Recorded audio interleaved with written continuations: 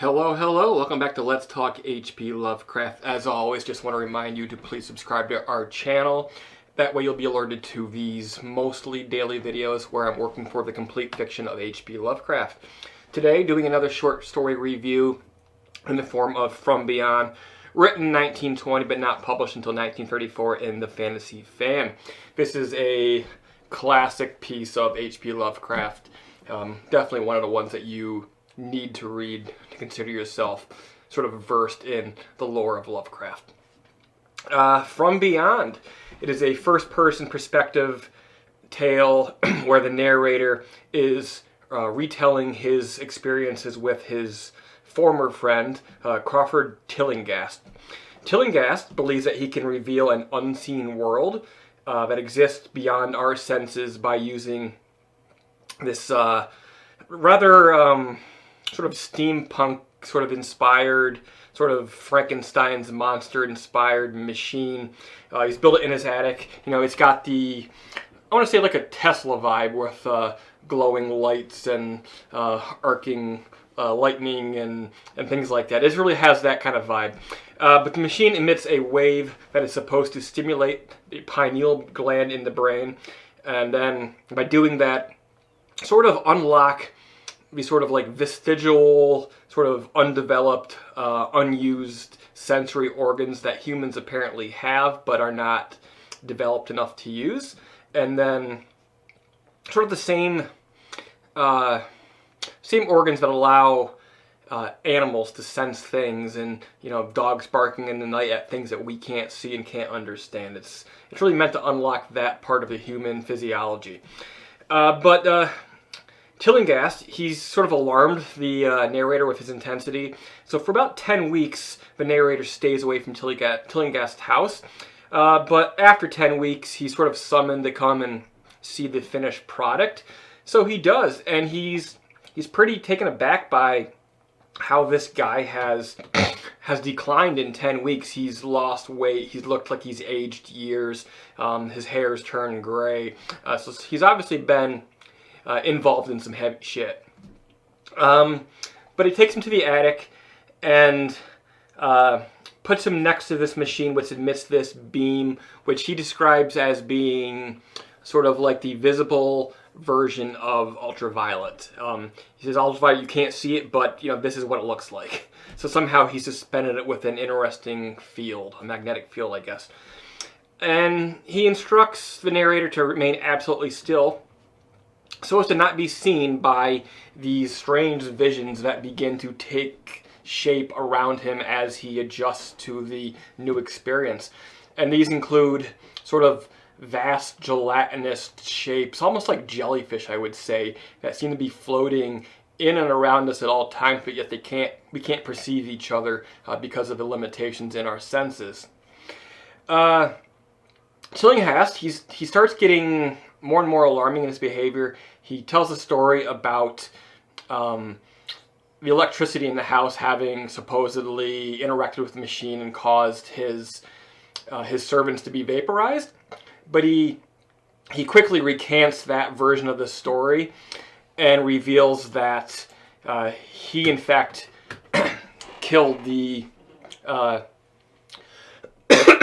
servants by allowing the creatures to see them, because, like our narrator, they didn't seem to believe in his vision. They didn't believe that they believed that he was crazy, and for that reason, the narrator now faces the same fate, which is death. But before that can happen, the narrator fires a shot from his revolver, intending to kill Tillinghast, who's threatening his life. But as it turns out, when he wakes up after some sort of blackout episode, he's actually managed to disassemble the machine with his bullet. The bullet missed Tillinghast. Tillinghast, according to the coroner, died of natural causes, some sort of episode, epilepsy maybe. This is all figured out within a few days, after which point the narrator is freed from prison. They tell the cops tell him that they believe that what really happened here was Tillinghast probably just hypnotized you, and he also murdered the servants and hid the bodies somewhere that hadn't been found yet. However, because the bodies have not been found, only the empty clothes after they were basically evaporated, the narrator believes that quite likely the machine did work and it was not simply hypnosis. And that's sort of how it ends. It's a really interesting, great little story, about 6 pages long, but it does... it's full-on effective. Sometimes these short stories with the sort of twist ending, you know, you just don't buy it. But here you get all the tension building, and then you also get the payoff in the end, where you're left with this great sensation of what just happened here, and that's fitting because the story involves messing with the pineal gland, and when you go messing with the glands in our brains, it's not clear, you know, what is reality, what is fake, and it really opens up that possibility that, or plays to that idea that, you know, humans are being much more complicated creatures than we seem to be. You know, there's all that stuff in our brain that we have no idea what it does. You know, all the stuff that appears to be just gray matter, and we don't fully understand the function of everything inside us yet. So it leaves us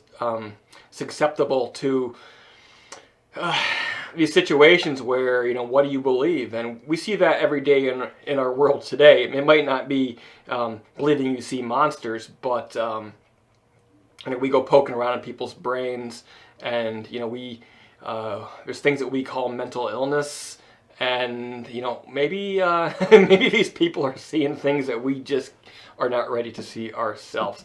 I just love how this little story sort of opens up that possibility, and you know, I don't believe it's true, but it's great that it makes you think about that stuff. You know, what is out there, and you know, it also kind of relates to current, you know, present day, like particle physics. You know, the shit they're doing at the CERN super collider. You know, we're getting smaller and smaller and smaller, and we're opening up these ideas and these theories about multiple dimensions and alternate dimensions and timelines and time travel. And it is the experience of reading this 6-page story it's really got the wheels turning for me, and I think that's one of the greatest accomplishments any sort of horror sci-fi story can really do. And that is why I rank it up there among the very best of Lovecraft's shortest works. You know, the ones that are under 8 or 10 pages. I think they're in sort of a different class than his handful of longer works. I think you can judge them differently. But among his short stories, some are effective, some are not, some are good ideas, but he just didn't quite get there as far as having the maximum impact in the conclusion. But I think here, this one actually plays very well into the idea of what if. The mystery is the conclusion, and yeah. That is From Beyond by H.P. Lovecraft. Great little tale, guys. If you've not read it, I highly recommend it. You can also listen to free audiobook versions here on YouTube. I think it took me about 18-20 minutes or so. I like to listen to the audiobooks while reading along. I think it's a great way to comprehend, and hearing the narrators, a good narrator, can really drive it home and help you see the story in a way you might otherwise miss when you're just reading on paper. So I recommend doing that in future Lovecraft reading sessions, because it really opens up the story.